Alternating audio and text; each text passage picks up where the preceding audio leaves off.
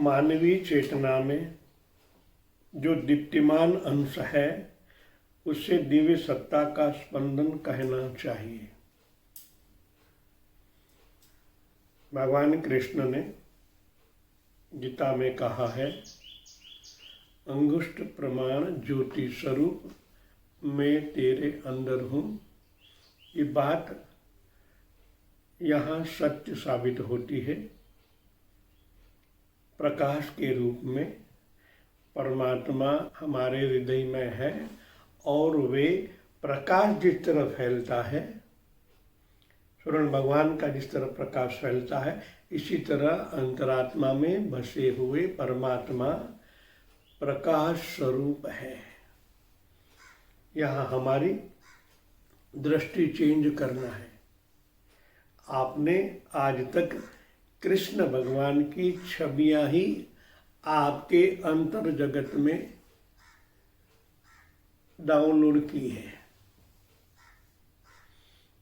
इस सत्य को समझना है, परमात्मा प्रकाश स्वरूप है और उनके प्रकाश के परमाणु पूरे शरीर में फैलते हैं और ये शरीर कार्यविंत होता है। ये सत्य है।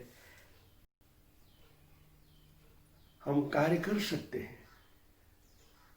बदौलत कौन? परमात्मा, उनका प्रकाश।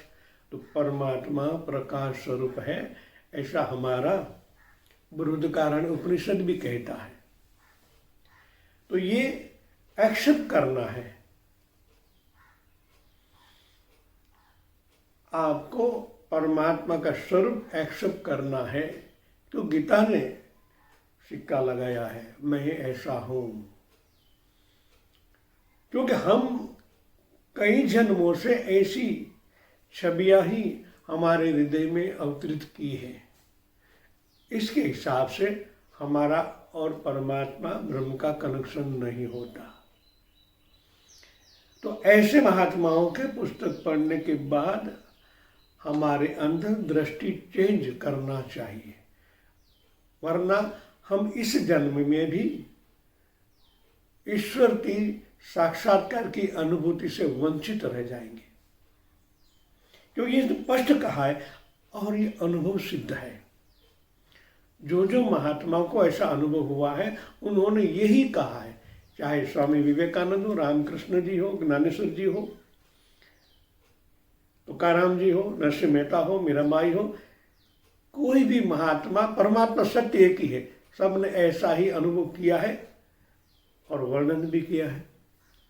तो उसको मान लेना एक बड़ी बात है। हमारे हृदय की गैलरी में जो पड़ा हुआ है, इस तरह हम तो उसको तुलना में लग जाते हैं, क्योंकि मन अभी संसार प्रकृति का बना है, तुलना करना लग जाता है, समय बीत जाता है। परमात्मा तो है आपके अंदर। अगर आप पहला दृष्टिकोण चेंज करें, दृष्टिकोण चेंज करते ही जैसे आप अंतर्मुखी होते हैं तो ऐसा ही अनुभव आपको भी होने लगता है। हृदय के धबकार, नाभि के धबकार, ये धबकार के साथ एक होते होते आप मूल गंतव्य स्थान में पहुंच जाते हैं, जहाँ ये चैतन्य कार्य कर रहा है, जहाँ ये आत्मसत्ता कार्य कर रही है। तो कहीं ना कहीं माध्यम बनाना है मन को स्पंदन के साथ जोड़ने के। हृदय या नाभि ज्यादातर हम अनुभव कर सकते हैं। हृदय में ज्यादातर होता है कि वहाँ परमात्मा भी, आपका हृदय भी धड़क रहा है। उस धड़कन के साथ एक होते होते आप भी वहाँ पहुँच सकते हैं। तो ये कार्य अवश्य करना है, हमारी दृष्टि चेंज करना है। यह स्पंदन ब्रह्म सत्ता प्रवाहित भी होते हैं और आत्मसत्ता प्रवाहित भी। या स्पंदन की बात की, और स्पंदन ऐसे बिहान घूमने लगता है। आत्मसत्ता और ब्रह्म सत्ता, ये स्पंदन दोनों को जोड़ता है। कितनी सहज बात है।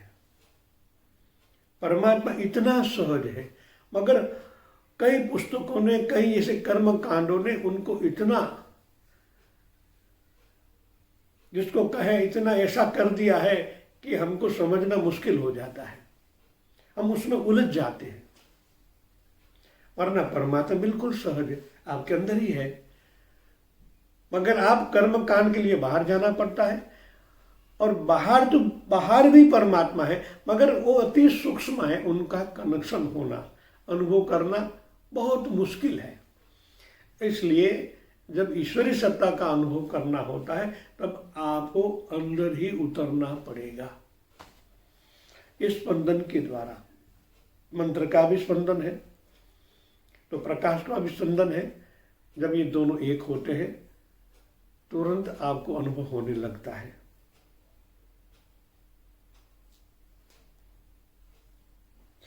निर्विकार साक्षी और दृष्टा ब्रह्म संसार में इच्छा बनकर जो कुछ करता है, वस्तुतः वह उनके समतुल्य आत्मसत्ता का ही प्रवाह होता है। मंत्र तब से साधित परावाक अपनी विशुद्धता एवं प्रखरता के कारण ब्रह्म इच्छा ही बन जाती है। बहुत गहराई में सोचने की बात है। मैं फिर से कहूँगा, आत्मसत्ता का परिकृत रूप ब्रह्म सत्ता ही है। तो इनका मतलब आपका जो प्रकाश है वो ब्रह्म का ही प्रकाश है, आप उनके ही अंश है। भगवान ने 9वें अध्याय में भी कहा है, मेरा ही सनातन अंश इस जीवलोक में मन सहित इंद्रिया सहित विचरण कर रहा है, मैं उनको आकर्षित करता हूँ। भगवान का वचन है, मेरा ही सनातन अंश। आप उनके ही अंश हो, मगर आप उनको भूल गए हो। इसलिए हमें मंत्रों की जरूरत पड़ती है। जो मन और परमात्मा के बीच में आवरण छा गए हैं उनको तोड़ने के लिए, उनको बिखेर देने के लिए, यही मंत्र शक्ति है। मंत्र एक शक्ति है, ऊर्जा है।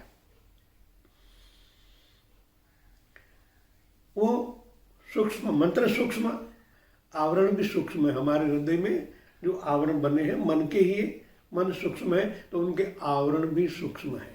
तो सूक्ष्म को काटने के लिए सूक्ष्म सत्ता का, सूक्ष्म शक्ति का उपयोग करना पड़ता है।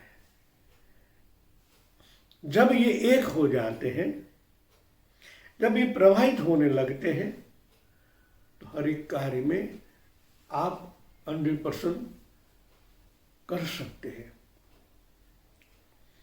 यहां ऐसा कहा, साक्षी बनकर।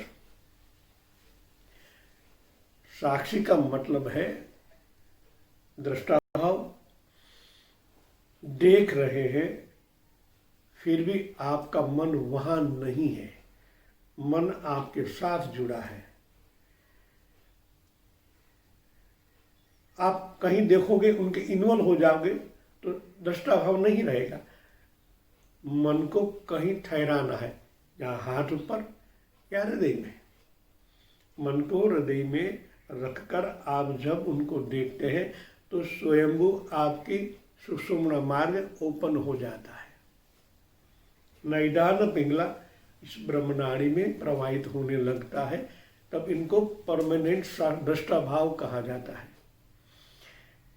तभी हमें महसूस होता है, देखने वाले जो ये दो आंखें हैं निमित्त मात्र है, देखने वाला वो ही प्राण है, जो परमात्मा का स्वरूप है वो ही देख रहा है। मन शांत हो जाता है, दृष्टा भाव में देखने लगता है। इन्वॉल्व होने से आप उनके अंदर हो जाते। यहाँ इसलिए दृष्टा भाव का है कि दोनों के बीच में, ब्रह्म सत्ता आत्मसत्ता के बीच में ये मन सत्ता है।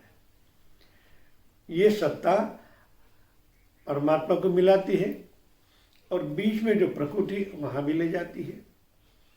इसलिए दृष्टा भाव से न हम करता हरि करता। तो आप कार्य भी कर सकते हैं और कर्म के बंधन में नहीं आते।